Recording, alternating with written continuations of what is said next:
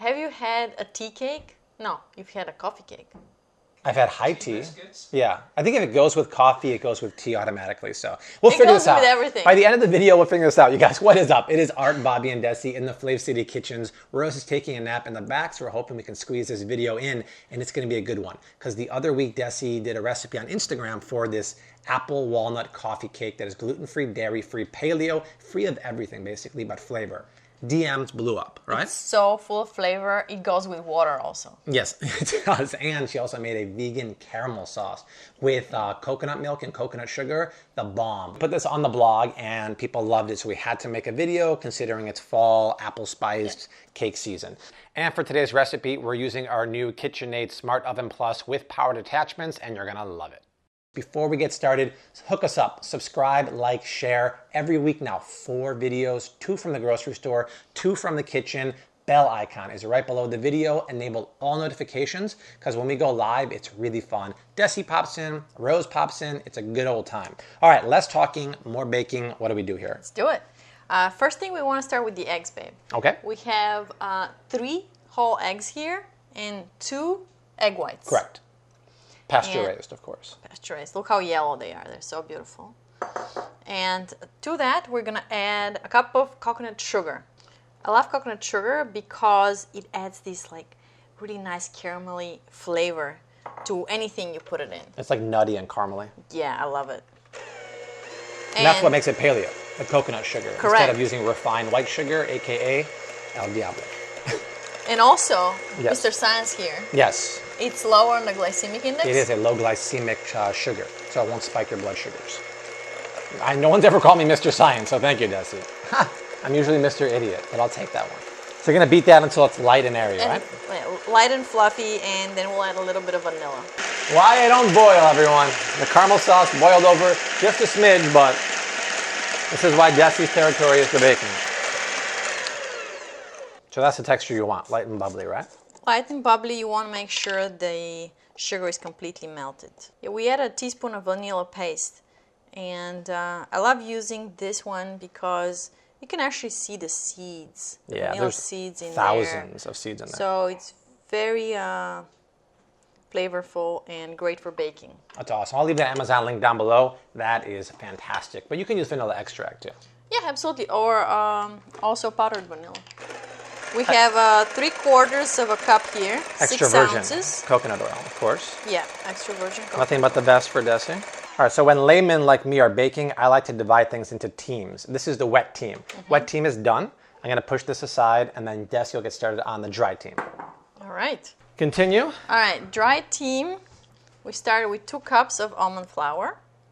You want to use blanched almond flour, 1/2 cup of arrowroot starch, or tapioca starch. Either one works. And that's what keeps our recipe paleo. And gluten-free, which is fantastic. And gluten-free. All right, and now we have to put some sort of a baking powder, right? Correct. But typically baking powders have cornstarch in them, and using that won't make our recipe paleo. So in order to keep it paleo, we can just use baking soda and cream of tartar, which makes up a paleo baking powder. Very cool. We need 1 teaspoon of baking soda and 2 teaspoons of cream of tartar. But if you want to be lazy, just use baking powder. It's fine. If you want to be lazy, it's so little cornstarch in there. Okay. And actually, there are a lot of paleo recipes out there that just say baking powder. I've seen that. Someone didn't do their homework. They did the SEO homework. That's all they care about. All right. What else? Let's whisk. Spices, a little bit of whisk, yeah. Oh yeah, spices. So spices, very important. This cake is so much full of flavor. It's so full of flavor because there's so many spices in there. We have 2 teaspoons of cinnamon, 1/2 teaspoon of nutmeg, and 1/2 teaspoon of cloves. That's like fall in a bowl right there. Fall in a bowl. All right, we want to whisk together all the dry ingredients so that they get nicely incorporated and take out any big lumps. Oh, let's start it up. Yeah. No, before we mix. Yes. The star of our dish. The apples? The apples. The apples, okay. The star of our dessert. Right, so Bobby pre-peeled these apples. These are Honeycrisp apples. Correct. I love them. These are my favorite apples in the fall. and they're so crisp and sweet and delicious. Yeah. They're great for this cake. You can also use Gala or Fuji apples. Actually. Ooh, Fuji. Arigato gozaimasu. So I'm just gonna grate them. You need about 2 medium-sized apples. Oh, by the way, the oven is preheating at 350 degrees right now. Cake will bake about 45 minutes. And if you haven't noticed, that's my new KitchenAid Smart Oven Plus, which I'm going to give you a little kitchen tour because I have brand new appliances, compliments of KitchenAid. As soon as the cake goes in the oven, I'll show you around. Now, before we add those grated apples to the cake, we want to squeeze out all the water. And we need that measuring cup so we can see exactly how much apples we want to add.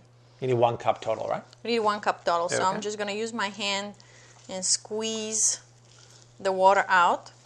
All right, so we have a cup here. Babe, you want to chug this? I do want to drink that as soon as the cake goes in the oven. All right, so now we're ready to assemble our batter. We want to add the wet ingredients on top of the dry ingredients. That's good. All right, we continue using our hand mixer to finish mixing the batter. And don't worry, you can't overmix it because there's no gluten in here. Great point. So make sure everything is really well incorporated. All right, this looks good. And now we add the apples. Look at that goodness, you guys. I mean, the spices, the apples, you know this is going to be good. You just know it. And coconut oil. It would be amazing if you actually used ghee instead of coconut oil. It'd still be paleo, and it'd be insanity. All right, now we're ready to pour our mixture into the baking pan. I like using this spring-form pan. It's 9 inches in diameter, and I like to line it with a little bit of parchment paper so that it's easier to remove our cake. All right, so the walnuts, we have about a cup of walnuts, is it? Or 3/4? It is 3/4 of a cup of toasted and chopped walnuts. Yes. I prefer to toast them a little bit before that. It really intensifies the flavor. It makes them a little more crunchier when on top of the cake because just the baking of them, it's not going to make them toasty enough. Well said. And now we're just going to sprinkle on top. Be generous. This is going to add a nice crunch to the cake. At least now I want to get comments down below that this guy's such a dad. I actually am a dad. But years ago when I got him, I wasn't a dad, so it hurt a little more. Looks amazing. Let's pop it in the oven, 350 degrees for 45 minutes. All right, while the cake is baking and it is cleaned up a little bit, let me take a quick break to show you the new kitchen appliances I have in the kitchen thanks to KitchenAid. And keep in mind, you guys, the kitchen is not just something we use for filming. This is the kitchen we use every day, making recipes every night. And I love these appliances because they're making me a better home cook. Starting with the oven. This is the new Smart Oven Plus with powered attachments, and this oven is fantastic. The oven comes with interchangeable attachments like a grill, a glazed ceramic baking stone for pizzas and other stuff, and a steamer attachment too. All those attachments actually fit perfectly in the oven. The oven connects to my phone wirelessly, so I can preheat it while I'm on the couch. So with those attachments and the new oven, I can do a whole new array of recipes in that oven. Also, I have a new refrigerator. It's a beautiful French door refrigerator. It has a fresh chill, temperature controlled pantry. And we got the pull-out tri-level freezer drawer, which as you can tell, I'm using it to the full advantage right now. And over here is the 5-burner cooktop with a griddle attachment. And over here is something that I use almost every day, KitchenAid dishwasher. It has the Pro Scrub option with 40 targeted spray jets that help remove the stuck-on food. So thank you, KitchenAid, for hooking me up. And I have a couple more videos coming up with recipes using the Smart Oven Plus and the power attachments. All right, the cake looks perfect. We tested it with a toothpick. It came out clean. And all we need to do is wait for about 10 minutes and then cut into this beauty. The waiting is the hardest part. But in the meantime, we finished the caramel sauce. So look at this. This is about as sexy as they get. This is vegan caramel sauce. As it cools down, it gets even thicker.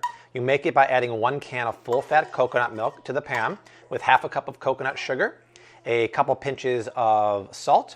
Cook that for 40 minutes over medium-low heat. Turn it off the heat. At the very end, add 1 teaspoon of vanilla bean paste. And this is vegan caramel sauce. And I'm telling you, you can't even tell it's vegan. That is plant-based. And when you drizzle it from the heavens on this cake, Lord mercy, it is fantastic. So we'll give that a few more minutes and then we'll cut into it. Go ahead and drizzle a bunch of that delicious caramel sauce. Cut me a big piece of that apple coffee cake, and then a little more caramel sauce just on top. There it is, you guys. Gluten-free, dairy-free paleo apple coffee cake with walnuts. Can't wait to try this, babe. I'm gonna feed you the first bite. Wow, thank you. Nailed it. Wow. You guys, the flavors are crazy. The apples are moist and juicy. Sweetness is perfect. And the spices of the cinnamon and the cloves and everything nice is perfect. More, Wow, please. so good. It's crazy this is paleo. It's amazing. This recipe has to be in your belly, especially for the fall. It is down below in the description box, along with the links to all of my new KitchenAid appliances. We got 2 more videos going below us right now. Like, subscribe, share, all those good things. But Dessi, Art, and I, and Rose, will see you very soon. And until then, when seance you like we always do. Hashtag, keep on cooking. Mad love and peace.